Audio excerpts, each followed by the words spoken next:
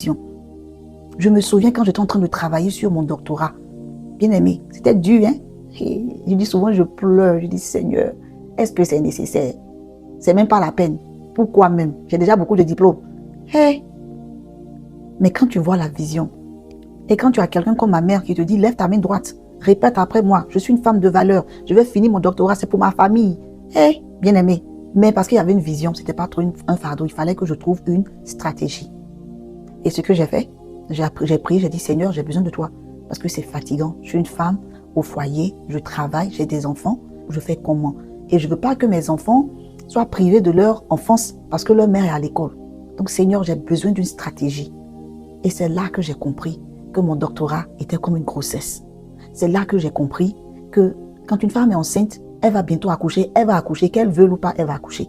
Mais durant la grossesse, si elle a mal aux pieds, si elle a mal au ventre, si elle a mal au dos, personne d'autre ne sent cette douleur-là. C'est elle qui doit dealer avec cette douleur.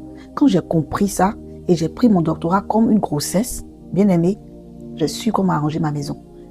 Tout le monde mange, à 20h, je ferme la cuisine. Quand la cuisine est fermée, ça veut dire que si tu as faim, tu prends des fruits. Parce que personne ne lave les assiettes, personne, à moins que le chef de la famille, s'il veut manger, lui, il mange à n'importe, s'il veut manger même à 23h, ah papa, vas-y, il va manger. Mais quand je dors à 20h, je me réveille à minuit, 1h, je fais ma prière, je finis, j'étudie. J'ai compris que même si je lisais 2 chapitres par nuit ou 1 chapitre par nuit, j'avançais. Si j'écrivais 1 paragraphe par nuit, j'avançais.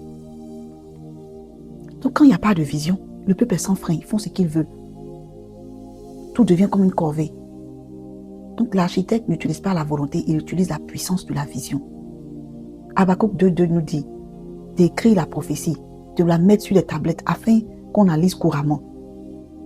Si votre vision n'est pas écrite, elle n'est qu'un souhait.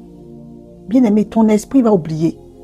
Tu peux te lever ce matin, oh j'ai envie de faire ça, mais si tu as écrit ça devant toi, je suis tant, je vais terminer telle chose, je suis un enfant de Dieu, je vais accueillir ceci, je vais accueillir cela, tu mets ça, tu écris, tu vois ça chaque jour.